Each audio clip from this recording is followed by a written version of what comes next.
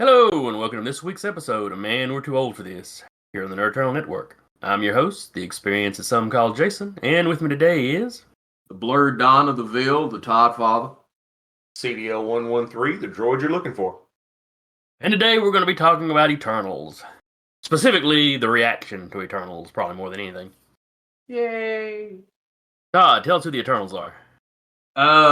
Which one you want? You want the comic origin or the movie? Well, let's go comics first. Because they mad different. Okay. In the comics, the Eternals were created by Jack Kirby. They were early humanoids experimented on by the Celestials. So they were basically, them experimenting with humans. Gave them a certain amount of power. They were long-lived. Some of them had flight, that kind of thing.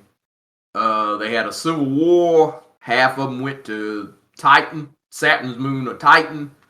Half of them stayed on Earth. You had an accident on Earth that caused the ones on Earth to gain control of their molecular structure, energy control powers, matter manipulation. They got just flat out cosmic.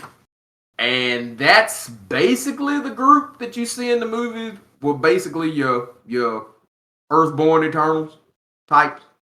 The ones that stayed on Earth. The most famous Eternal in the comics is actually Thanos, which they neglected to mention at all in the MCU. The MCU version of the Eternals are basically robots created by the Celestials after their first attempt at flunkies. The Deviants basically got minds of their own and said, F this. The Celestials created the Eternals to wipe out the Deviants and fulfill the mission of increasing the human population on the planet. When you said robots, you mean like robotics? Robots. They are bio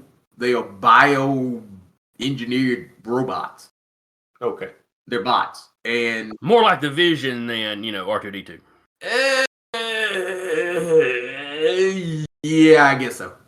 I forget which one of those was. I think it was Kyle XY, something like that. Where you had this human guy, but he didn't have a belly button. It's that kind of thing. They're not. They're pod grown and They're kind of like they're droid. Yeah, they're kind of like the clones in Star Wars. They're not people. They are, instead of working with machinery, Celestials are cosmic. They work in meat. So they basically made meat puppets. And one of the talking points of the movie is you find out that they have been fulfilling their job for millennia, and every time they fulfill their job, they have their memory wiped, and they are sent to another planet to do it all over again. So, yeah, there's that. I don't know how spoilery we're trying to be, so I'm keeping things close to the chest. That's fair. So it's been all over the news how low the Rotten Tomatoes score has been from the critics. Yep. As of this recording, it is sitting at 47%, which I think is the lowest it's been. I think so. Which means it keeps gradually going down. Yeah. Now this is me asking, does it start at 100%?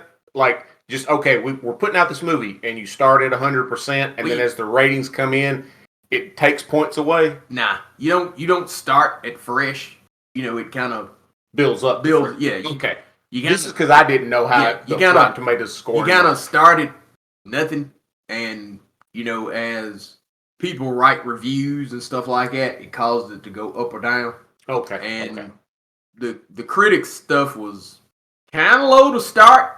I think it started in the 70s. I think 70s or 60s, I forget. Well, it had to have been 70s because like 60 is the start of rotten. When you drop below 60, you done got rotten. And I want to say it started in like the low 70s, and it dropped down because it had dropped down to 59 or 58% before, and then you had a review come in from ABC, who is a subsidiary of Disney, and bumped it back up to 60, and that was the last damn time that hell it was not rotten, because the more people watched it, the lower that shit got. Okay. Yeah, And- let me just hit a few highlights Okay. among some of the first reviewers. I'm not gonna read the entire reviews, but John Wenzel from the Denver Post starts off gorgeous and vacant. He refers to it as struggling to be its weirdest and most philosophical of the Marvel movies. Let's see, somebody else refers to it as having dizzying star power, but the twisting backstory renders it too clunky and overstuffed to answer any of its central questions, or to concisely answer any of those questions. Parade of faces without expression, experience. Let's see, one of the most forgettable Marvel movies. That was a fellow from the Sun Times. At a glacial pace, Jesus. the movie occasionally feels eternal and it sags under the weight. Jesus. You know what? It sounds like they really enjoyed that movie. It let out the thesaurus to say it sucks in different ways. That was somebody from Film Week. Let's see. Jeffrey Zane from Strange Harbors, an ambitious mess and a fascinating failure. Yeah, they broke the thesaurus out on this one.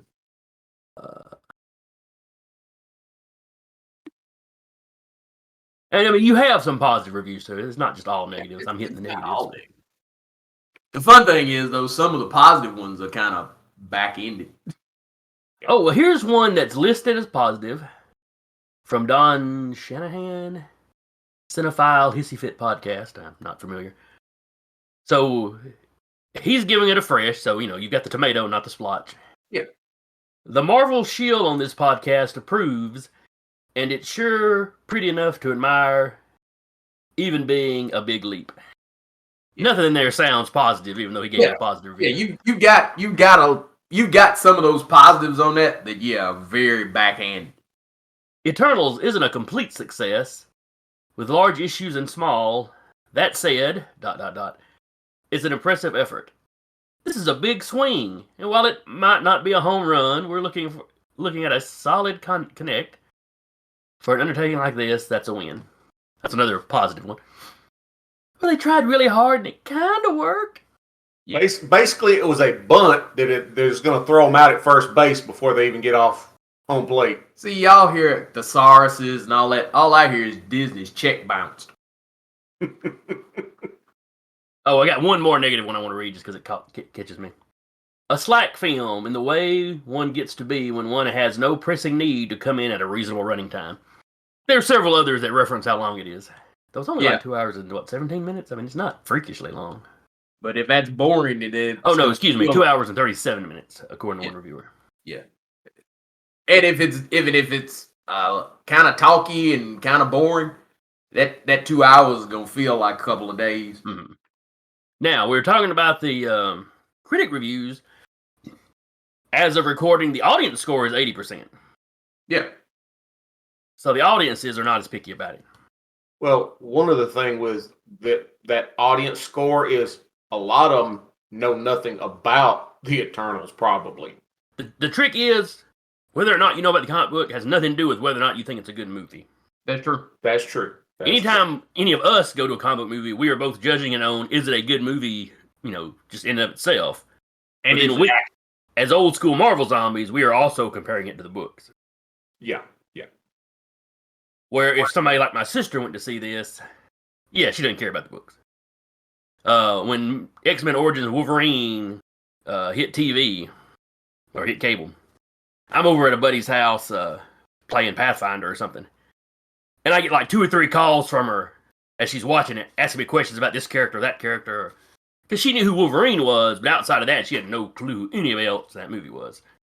But she enjoyed the movie all right. So we can criticize it for how unlike the book it is. But that really doesn't affect, was it a good movie on its own? That's true. To the casual moviegoer. And let's be honest, Disney has given it its diversity armor too, because I have seen some reviewers basically come out. They go, well, they didn't like it because the director was a woman and it's action, and that's the reason why they don't like it. And I'm just gonna put that out there. So Disney has been very good. Their marketing department in phase 4 of giving their product its diversity armor. you can't say this shit is bad without them having to go to it. Well, you just don't like it because you don't like gay people. Or you just don't like it because you don't like women. Or you just don't like it because you don't like women of color. Or what the fuck ever. It can't just be, nah, this shit just sucked. It sucked. Yeah. Yeah. So you will have a fair amount of that too, because the social prison, the peer pressure is, if you go to see that movie, to come out and go, yeah, I thought the shit sucked. Well, you don't want to do that because that means you're a bad person. And that's a pop culture thing right now. Is we lead with our checkbox because that checkbox gives me some protection from criticism. Yeah. So how low do you think the critic score would have been without that? Shit, it ain't. Hell, the critic score, it looked like the check bounced. The audience score would probably be a hell of a lot lower. The audience, the truthfully, it's that critic score that's got me where I'm like, sweet God, how bad is this thing? Because I look at the critics as shields. Because you ain't really wanting to piss off Disney because they might not give you early access to Spider-Man, which looks like it might actually be a hit. So you don't really want to piss off the mouse because the mouse is proven to be vindictive and petty. So for folks like Scott Mendelson and stuff to come out and go, this damn thing is a mess, I'm figuring it is likely just god awful. And you really can't convince me otherwise, because if you paid flunkies are basically going, this is a piece of shit, how bad of a stinky piece of shit is it? Well, it's like I was saying before we started recording. One of the cosplayers I follow, her and her boyfriend went to see the movie. Her boyfriend knows about the majority of the stuff, whether it be Marvel or DC, from the movies. Yeah, he read a few comic books as a kid, but he was more into sports. So, like, he knows who, like, the big three is in the DC. He knows Hulk, Captain America, your big names like that. He knew of the Eternals, but he had never read anything with them. So he didn't have, any preconceived notion. He walked into the movie. To him, it was just a superhero with some action and drama to it. He enjoyed it. For her, who knew who these characters were in the books, looked at it and went, well, I could do that outfit for cosplay. I'm just going to stick with something else because... The trick is, though, Danny, it's like Jason said earlier. That really has no bearing on if the movie's good or not. The movie Serenity. Joss Whedon did Serenity. I had seen one fucking episode of, was it Firefly, and hated it. Hated the fucking show that I saw. I love Serenity, which means I know shit about the characters. I know who the fuck was who. None of that shit. The movie stood on its own as a good movie. So to go, well, this cosplayer did this because she knew. That's not the question. The question is the fucking movie any good? If I don't know jack shit about an Eternal, can I go in there and enjoy the damn movie? You already know the comic geek is out. Yeah. Because they basically took the Eternals, looked at it, crumbled the shit up, and threw it away. So your hardcore comic nerd ain't gonna like it. The folks don't look right. They don't act right. They changed the origin. They failed, as far as a comic nerd, they have failed the essential test. Yes. When you look at any movie as a nerd, that if you look at it and have to go, who the fuck's that supposed to be? I guarantee you ain't gonna like the movie because they don't give a fuck about the look. They damn sure don't give a fuck about the story. Yeah. Yep. There are 3 Eternals that I care anything about. Ikaris, Makkari, Cersei. Cersei looked pretty close, but her personality was all wrong. Ikaris didn't look particularly close, though in a lineup I would have picked him out as being Ikaris. The lines of his suit are at least about the same. And without getting too into spoilers, some of his motivations turn out to be completely off. And then, Makkari is just completely unrecognizable from beginning to end. But see, that Makkari was one of, because like when I looked at him, I didn't know who the fuck Ikaris was. I knew who Makkari was just because she was in red. She was in red and silver, which is like red and white. So I was like, okay, I'm guessing that's Makkari. I knew who Sprite was because I just looked for the motherfucker looked like a child. Mm-hmm. And I knew who Phastos was because I looked for the black one. That's literally the only damn thing he's got in common with Phastos is he's black.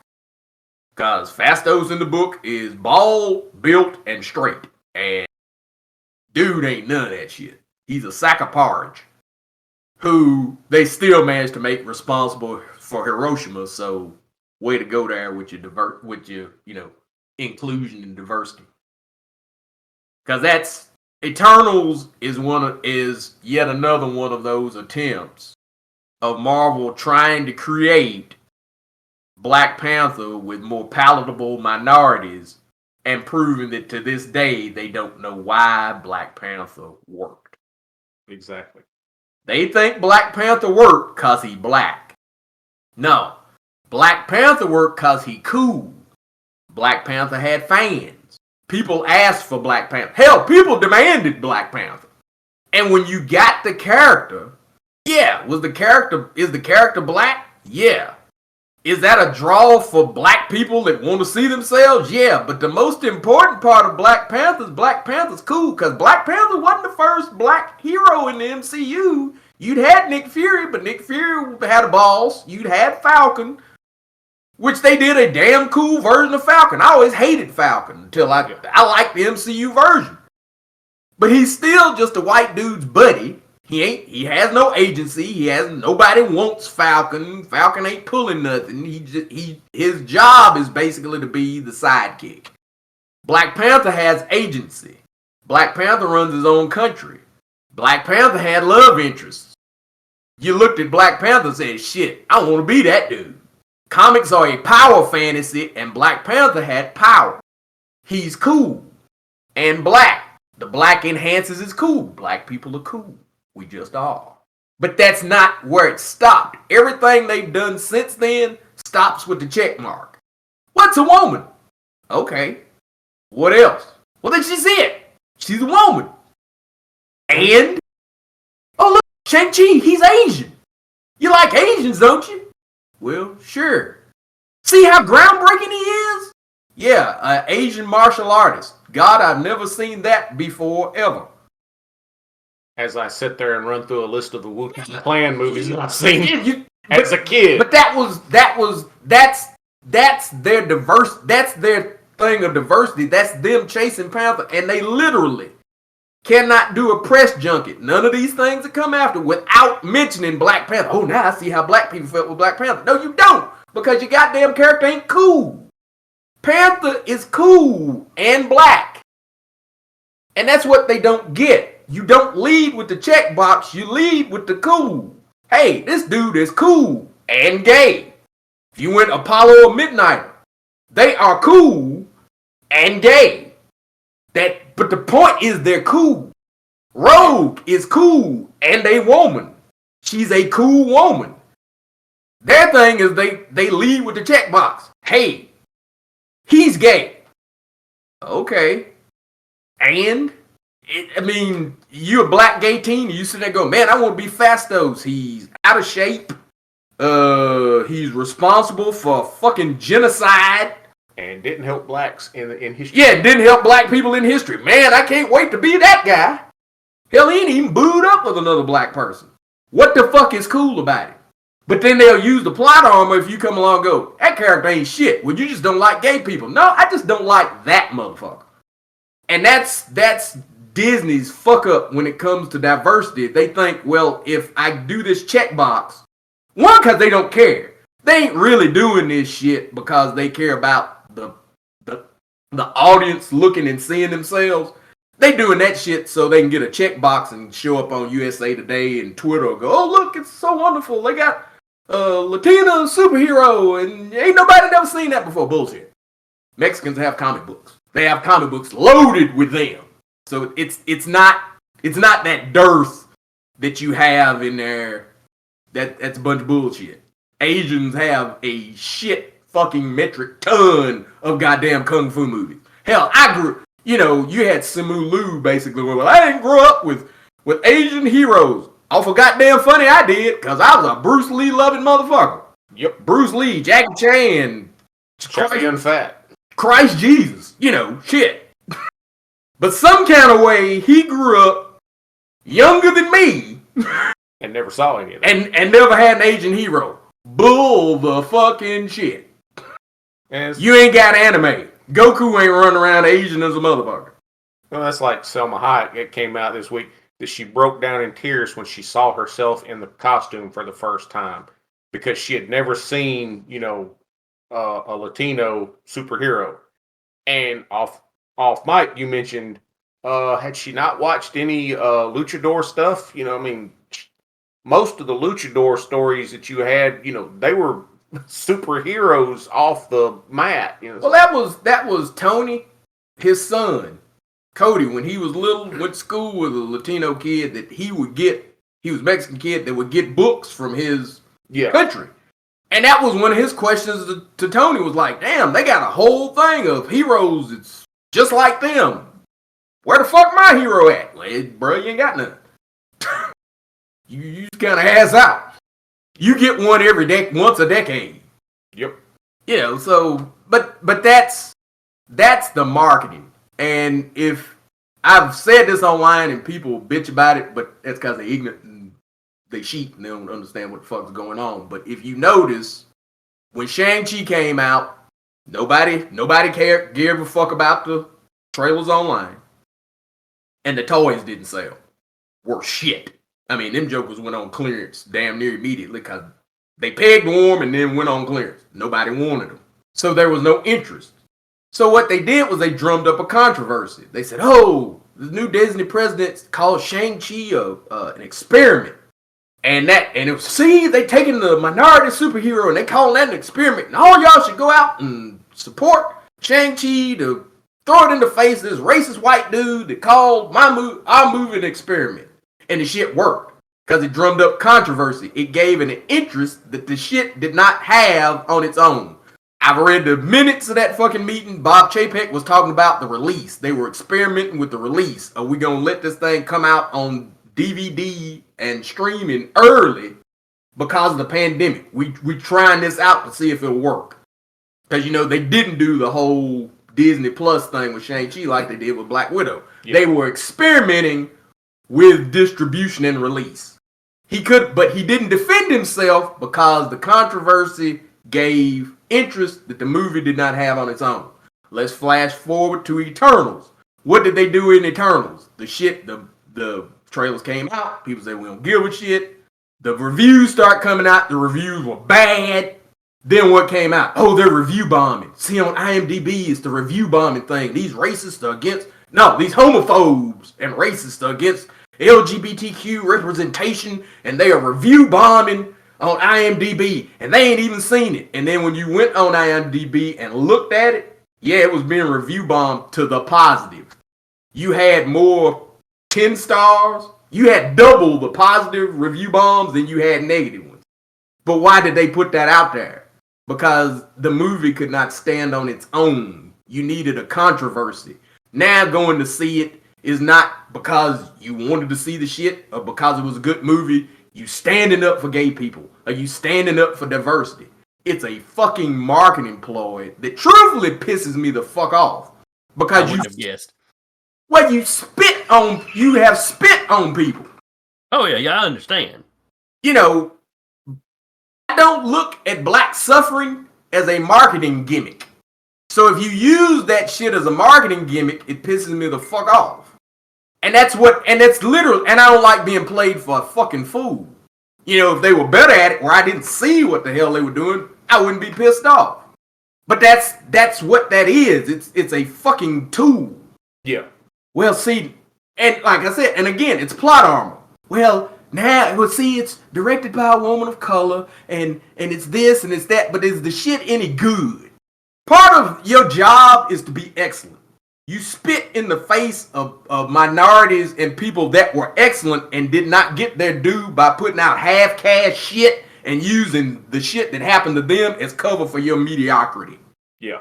If the shit's mediocre, it's mediocre. Ryan Coogler ain't a hell of a director because he's black. He's a hell of a director that is black. Yeah. The fact that your ass is a woman don't mean your shit is worth watching.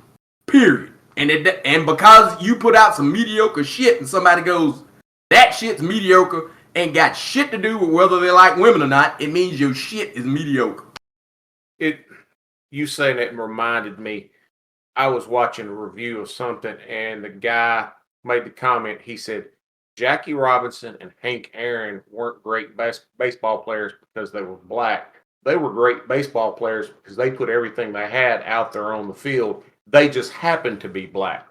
Yeah. And if you're going to do something, do it to the best of your ability, whether it's dog walking, baseball, cooking, being a director, being an actor. Your race and or gender is secondary to you doing the best thing that you can. Because if they bring me into the emergency room and a doctor comes up, I don't care whether they're black, white, male, female. I want them to put my ass back together so that I can, live another day. If I've paid money to watch a movie or I've taken my time to watch a TV show, that's time out of my life. I want to be entertained. Entertain me. You only get so many hours to live. Entertain me. But that's been kind of my thing going back and forth online, has been basically the marketing ploy shit. You had a leak earlier in the week of Spider-Man No Way Home shots where they confirmed that Tobey Maguire's in it, Andrew Garfield's in it. After playing around for a while and having Garfield kind of denying. Yeah. Charlie Cox is in it. But the whole reason you got that leak is to change the conversation from how bad the damn Eternals is. Mm-hmm. Because whether the stands want to believe it or not, the MCU, up until this point, in the public consciousness, the MCU equated to good movies. Yeah. It's basically like, Jason, you and me, when we walked out of the first Ant-Man, and I remember you went, man, they made me like Ant-Man. From here on out, anything they put out, I will give them a try. From a marketing standpoint, that's the whole fucking point. Mm-hmm. You want your product to be synonymous in the people's mind with greatness. The problem is, Feige was smelling himself. He may still be. Because you had 2018, they had $4 billion grossing movies in a fucking row? Yeah. Endgame comes out the next year, the highest grossing movie of all time. Everybody's kissing his ass. He smelled himself. But you can tell in Phase 4 that they figured, shit, we can't lose. Because whatever the hell we put out, people are going to give it a shot, give it a big enough shot for it to succeed. Yeah. Well, it's like you get a bunch of good old boys in one room and they're all telling each other how great they are, and they're not listening to what's going on in the public or in the the rest of the world, but they've convinced themselves they're the greatest thing of all time. What you've had with Phase 4 is you've had 3 mehs in a row. Yeah. And just like, which was something that I said at Black Widow, I was like, ooh, MCU's cracks are showing. I caught all kind of hell online for saying that. But I am proven right because it's the law of diminishing returns. Black Widow did okay, Shang-Chi did less than that, and Eternals has done less than that. Eternals is the lowest grossing Marvel movie in 6 fucking years. Yep. The cracks are showing. And the trick is they have to change that conversation because they losing their fucking armor. You ain't bulletproof no more. You Mike Tyson after Buster Douglas. You Ronda Rousey after Holly Holmes. You ain't unbeatable no more. Yeah. Motherfuckers are literally comparing this one to DC movies. DC is synonymous with crap superhero movies. I know they got their stands, but they ain't none of them motherfuckers in the top 10 highest grossing films of all time. They have never been in the MCU's league. DC movies come out and it's like the kid with a broken leg that manages to finish the race. They go, oh, ain't that cute? Yeah. He did the best he could. He really did. And the motherfucker ain't come close to winning. He come in 22nd. But hey, that motherfucker finished that race. That's DC. Marvel ain't wanting to be in that. Because then they start having to earn that shit. Yeah. Well, where now in the public consciousness, the shit comes out, it's supposed to be good. But yes, Black Widow was not good. It wasn't. It was so-so. I liked it fine. Shang-Chi wasn't shit. It just wasn't. Yeah. And then Eternals comes out and is basically a Benetton ad, and the shit ain't good. So what did they do? They said, well, hell, people like Spider-Man. Confirm that shit. And, you also got the Morbius trailer has dropped early. Well, that's not Marvel Studios. Yeah, but people see it and they see the fact that you got Michael Keaton, who they know is the Vulture. They see Spider-Man and they hear Venom mentioned. Sony is just over there muddying the water. Yeah, Jason's right on that one. The thing with it, trust me, they ain't give for Morbius, because that don't save the MCU. No. Morbius is over there kind of like the X-Men movies were, and kind of like Venom is. Yeah, it's kind of Marvel Universe, but yeah, it's like you said, they muddy the waters. They had to confirm that Spider-Man shit to change the conversation. Morbius hadn't changed the conversation. No, you're absolutely right. But if Morbius is over here muddying the waters, that's more people talking about Morbius and less people talking about the Eternals. Trick is, Morbius could easily be like the Eternals and just meh. That's true. That side shit ain't never been good. Yeah, I can remember Feige looking at I forget her name now. When she was talking about the original Venom. No, we're part of MCU, and he's looking at her like, shit, you're right. They needed something to stop people from talking about the Eternals. Yeah. And the confirmation of your 3 Spider-Men all being in one movie did it. Yeah. It sounds like Spider-Man is going to be Marvel's chance to turn this around. Any predictions? That has always been their hope. Spider-Man is a tentpole character. Truthfully, that movie is gonna pop for them from nostalgia alone, because you got people that love Tobey, you got fewer people that love Garfield, even though he's my favorite one. Yep. The fact that Garfield's in it means I'll be there. Having the old school villains in it, Doc Ock was easily my favorite Spider-Man villain in the live action movies. Having him in that will be good. The $100 million that they thought they were gonna get at Eternals, they will get at Spider-Man. I ain't seen a leak of that script yet, so I don't know how good the fucking story is. They could get in there and fuck it up, but like I said, if they do, if the story of Spider-Man screws up, then it will be them snatching defeat from the jaws of victory, because right now, that's a win coming. Yeah, because it's got hype. Yeah. That hype we were talking about the last few of them not having, Spidey's got. Yeah, it's got hype, and the fucking figures from it are selling like hotcakes. So that's the two things that I'm giving away my secret. That's the things how I'm able to call these movies, is because we do this. I stay online looking at online buzz, and you'll have people go, well, like who? I don't give a fuck about. I ain't doing the shit for likes. I'm listening to what people are saying about the stuff when the shit drops. Mm-hmm. And in the case of comic book movies, they always have merchandise. I'm a toy hunter, so I'm always in there. And if your shit is peg warming and people are real mad on your trailers, the shit ain't gonna succeed. Because your hardcore fans are buying the merchandise, and if they're not buying it, it means they ain't jazzed for it. Yeah. And that's the trick. Comic book movies are built on the foundation of comic nerds. That was the mistake of the Eternals, was fight, because he said as much. He said they tried the diversity thing on that because they figured the Eternals did not have fans, which is a lie. They have fans. I was a fan. Our friend Travis was a fan. That hell, when he saw it, he was like, "Oh man, they fucked my shit all up." You got your comic book Travis. movies. I mean, seriously, he's a big Inhumans fan and a big Eternals fan, and they just messed him over both times. Yeah, they screwed him over twice. But yeah, that's the thing, is you got the nerds bring the normies. Because when you have a property like Eternals that the normies look at and go, the fuck is this? Who they gonna ask? The nerd. The nerd. And if the nerd is sitting there going, damn, fuck this movie all up, you can give that up. You ain't gonna have, and like I've said before, and people can argue me, but they be wrong as hell. When you look at the top grossing films of all time, they all had a niche that watched that shit multiple times.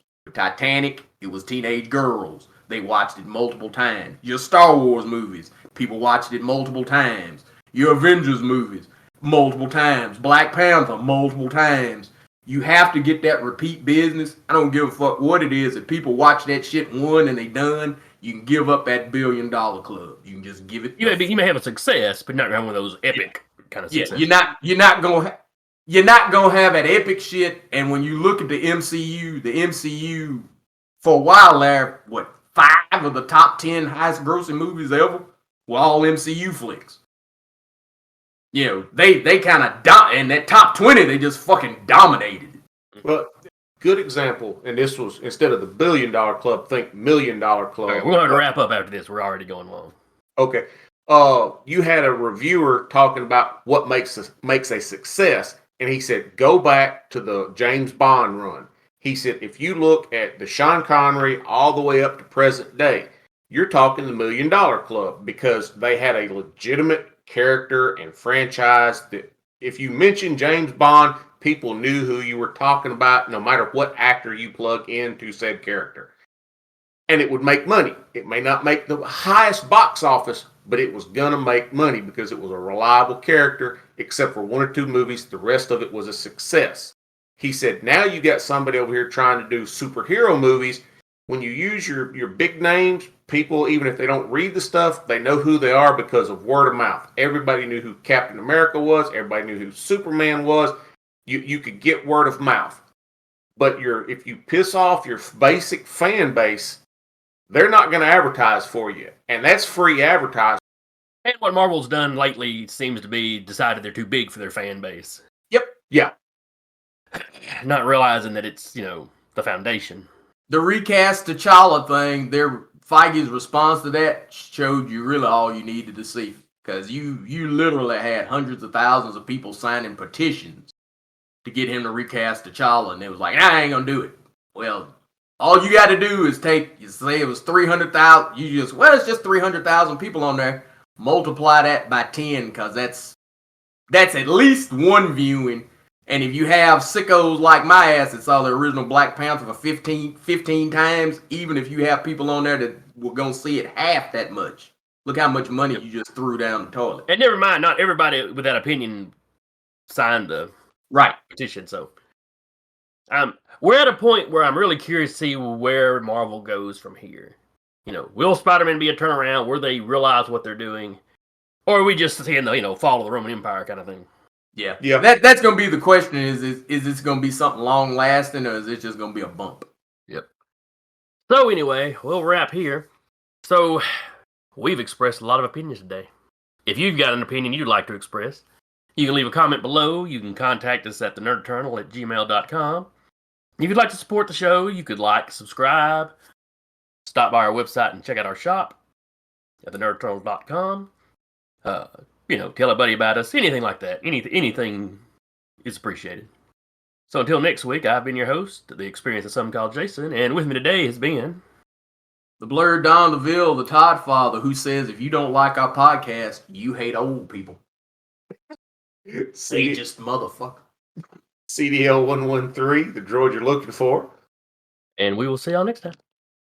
Peace.